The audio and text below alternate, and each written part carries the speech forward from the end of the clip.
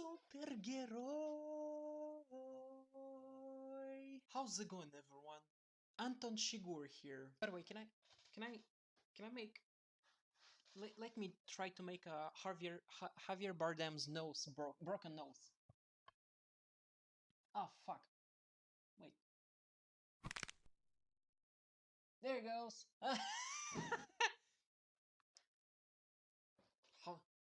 How's it going, fellas? It's hard. My name is Anton Shigur. Oh my god.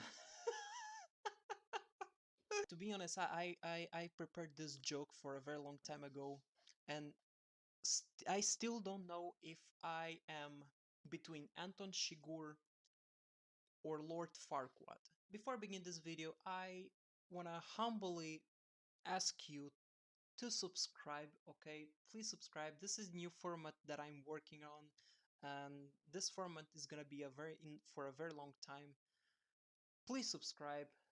If we don't hit 1K by the end of the year, I don't know.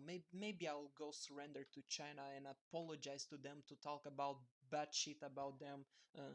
I don't know. It worked for John Cena. 朋友是一个坚韧不拔的纪录片，在香港这座城市的设置。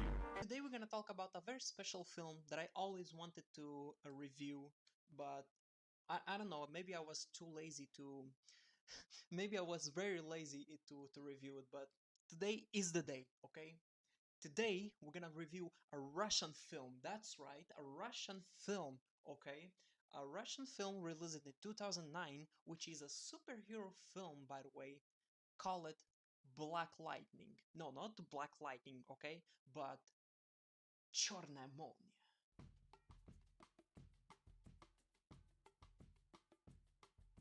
Черная молния is one of these films where the original brilliant concept, met a terrible writers group, okay?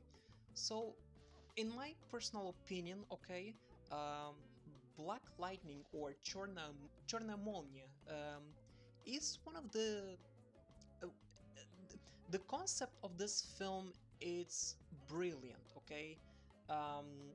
You can see a little bit similarities like Iron Man and Back to the Future. Why am I comparing with Iron Man? I'm not gonna also compare in Iron Man, but as well I'm gonna compare into Spider-Man, because as I said, great concept, a great brilliant concept, which meets a terrible writers group, okay? Because this film has so many writers, okay? Basically, Черная молния is a little bit of Spider-Man, a little bit of Iron Man, and mix it into this original concept. Now, going into like what Черная молния took a little bit from Spider-Man is, the main protagonist is a student, he's very smart, okay, has a love interest, which this love interest falls in love with another guy, and then in the end ended up with the protagonist, just like in Spider-Man.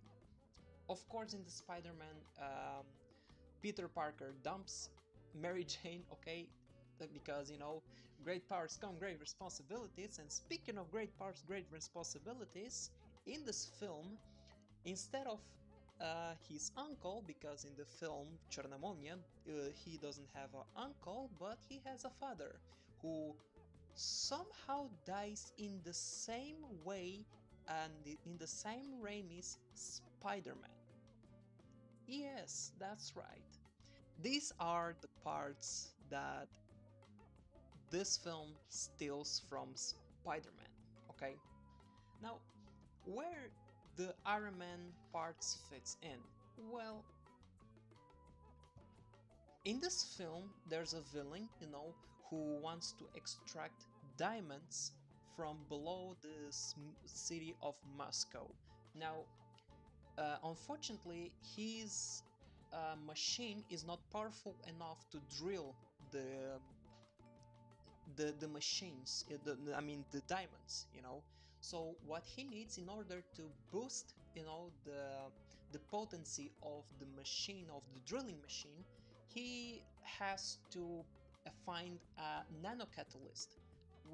So the nanocatalyst is located inside of one laboratory which it has been lost, okay, for centuries during after the Soviet era experiments. So in this laboratory there's a car, okay, which it was found by two workers, okay. The main protagonist was looking for a car to buy, because to make much easier to move around the city. Well, fortunately, it was the protagonist's birthday, and his father, before his death, of course, offers him a car, which is Gas 21. Gas 21 was a Russian car, or is a Russian car. I don't know if they still fabricating. Um, is a Soviet style car, very old style car, and this car um, was a secret weapon experiment used during the Soviet era. So inside of this car has the nanocatalyst, which the Russian billionaire is looking for. During this time, the Russian billionaire was looking for the car which it has the catalyst. So he was searching around the city, checking one by one the same by the model, of the car, and of course they found the main protagonist's car. He's starting running away from the Russian billionaire's man, and accidentally he's starting flying. So yeah, later he discovered that the car can fly, so he landed and crashed it into the inside of one abandoned factory. Now, of course, he ran away and then decided to go back to learn the secrets of this car. He decided to investigate about the car, and he found two scientists, um, which explained it to him what was this car is, okay. And the lady, she gave to the main protagonist instruction, how to use the car to fly. Of course, he started learning, and yeah, with this he decided to use to make like easy money. So he decided to join in one flower distribution company, and with his flying car he started making money faster. Of course, the father dies, and so with this he decided to do good actions, with his car, with his flying car. There was a fire starting happening in one building, so he decided to use his car to save the child.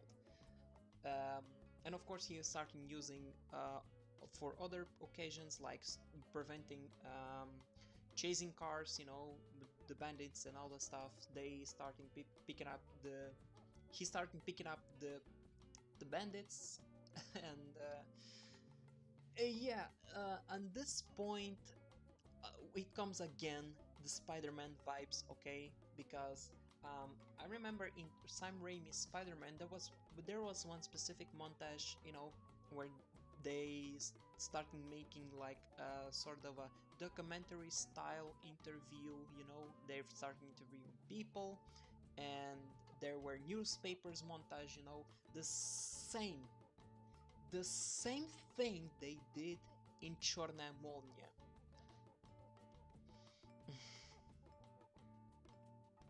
When I saw this part, I was just like, why?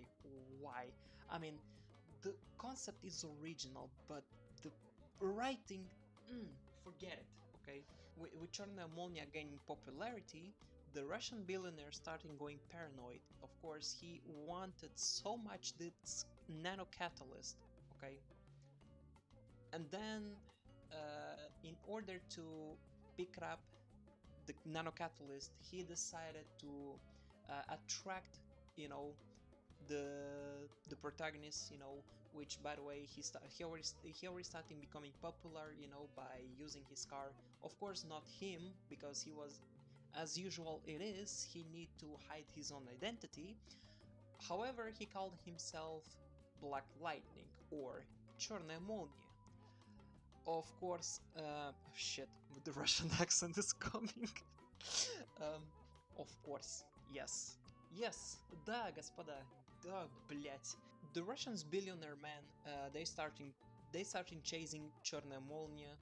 Uh, in this specific scene, I didn't get it. Why they bring an RPG like bazooka? I didn't get it. If they wanted the nano catalyst, why the fuck they broke a bazooka? Okay, or an RPG, whatever, you know. Doesn't seem like a very obviously if they're gonna hit the car, there are so many goddamn high chances to destroy the nano catalyst. I mean, that's not a smart move, okay? That's not a smart move, alright. Now, of course, he managed to defeat the bad guys. They put the bad guys into in the roof, of course, and then he escapes. The ultimate way to catch Черная Молния is, of course, by creating another flying car, which was the exact thing that the Russian billionaire decided to make, because in the old lost laboratory, aside of the car, inside of Nano Catalyst, there was another Nano Catalyst, you know, as a backup.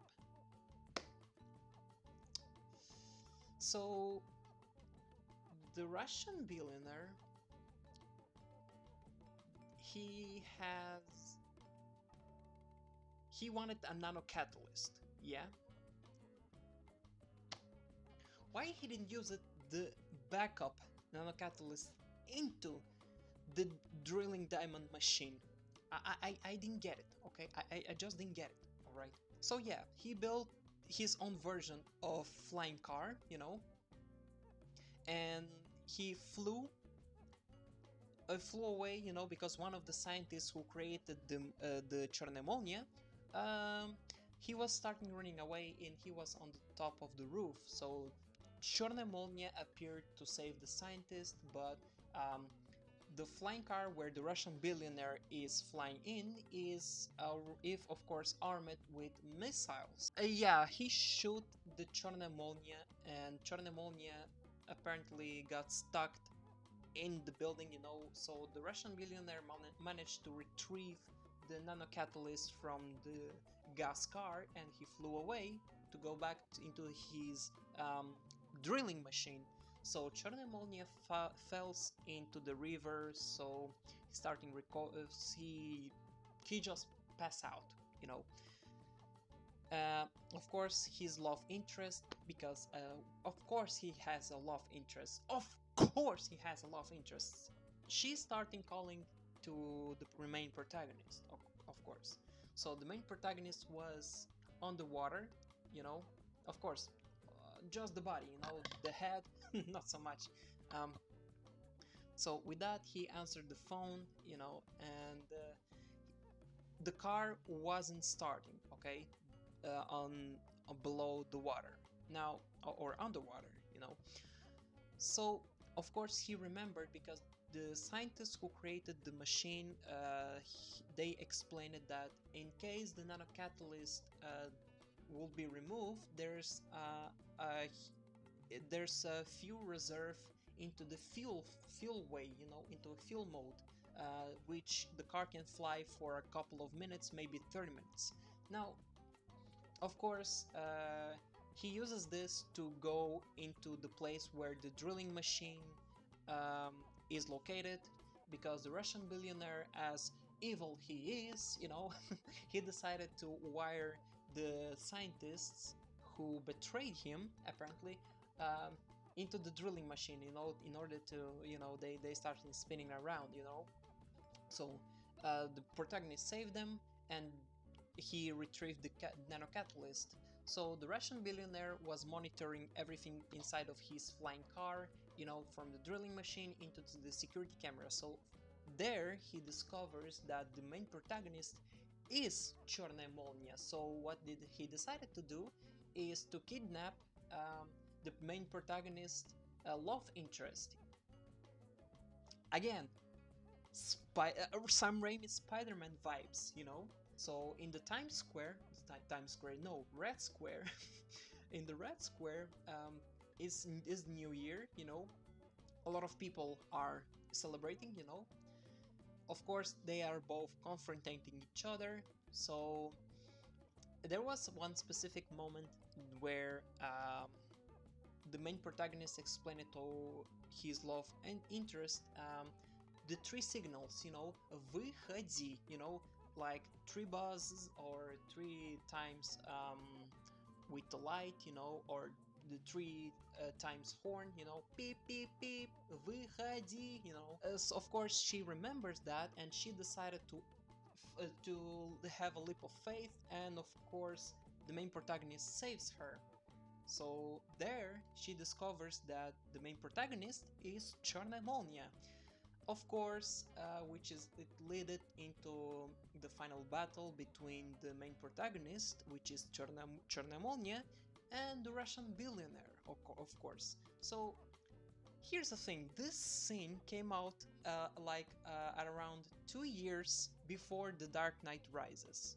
So I don't know, I don't know if Dark Knight Rises copied, but I don't know, it's just a speculation of mine, okay? But however, what this film blatantly stole is the entire soundtrack of the Dark Knight trilogy. I'm not joking.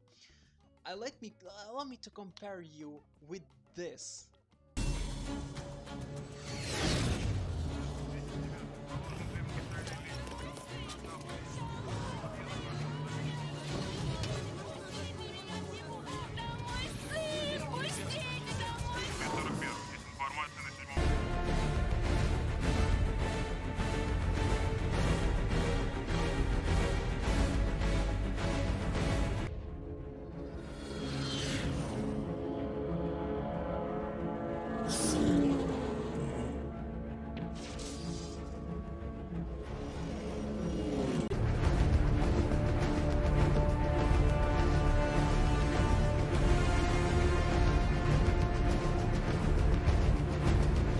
Did you saw the difference?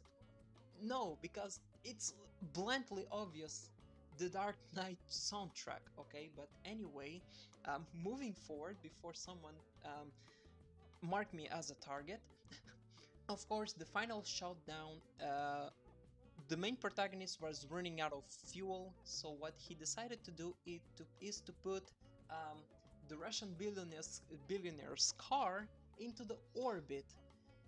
So with this, the main protagonist ran out of fuel, and he started falling into the earth.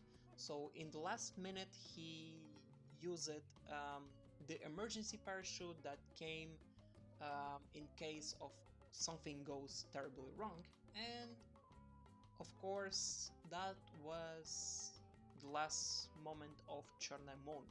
So anyway, fellas, that was Черная Молния. The concept of this film, it's absolutely brilliant, okay?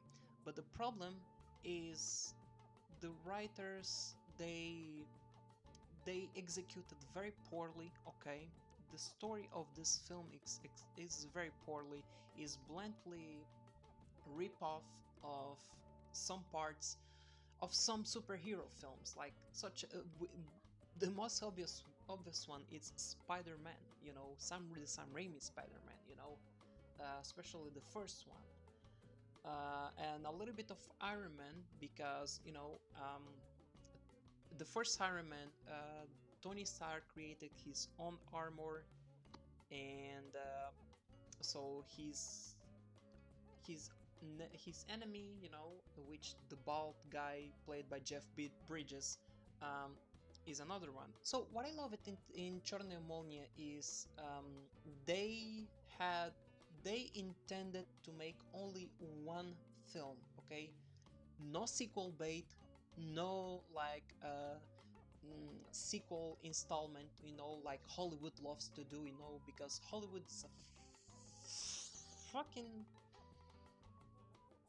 Hollywood ruins absolutely everything nowadays, okay? They ruining everything, okay? One thing that I wanted to mention is the visual effects at the time. It looks spectacularly great, okay? doesn't look bad, and there's some parts that it's practical, you know, and they merge it very well between visual effects and practical. Some of them are noticeable, especially in the beginning, where there's a one part of the film, you know, when he accidentally discovers that the car can fly. There's one very noticeable chroma key effect that it looked very bad, but aside of that, the visual effects looks fantastic at the time, you know.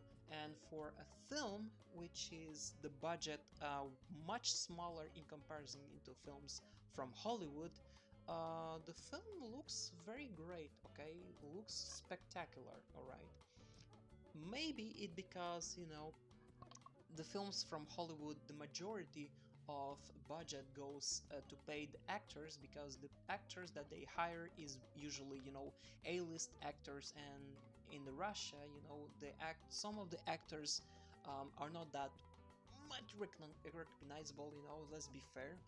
Some of them are okay, some of them are, um, but the others not so much. Speaking of recognizable actors, I'm gonna link in the description below. There's this short film called Papers, Please, which is based in a video game, you know, and starring a Russian actor, which you might recognize into this film if you're gonna watch it, of course. In conclusion, again, Черная Молния is a great film concept. Okay, the concept is absolutely brilliant. Props for the people who came out with this idea.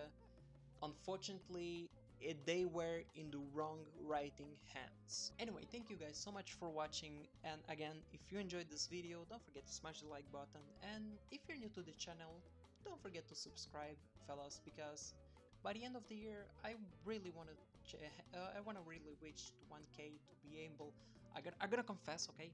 I really want to monetize my channel, you know, because there are so many projects that I want to release it into the future. Please subscribe, okay? Please subscribe. Subscribe. Begging for subscribers, Jesus. Anyway, thank you so much. My name is Rasputin, the Afro's Life, and I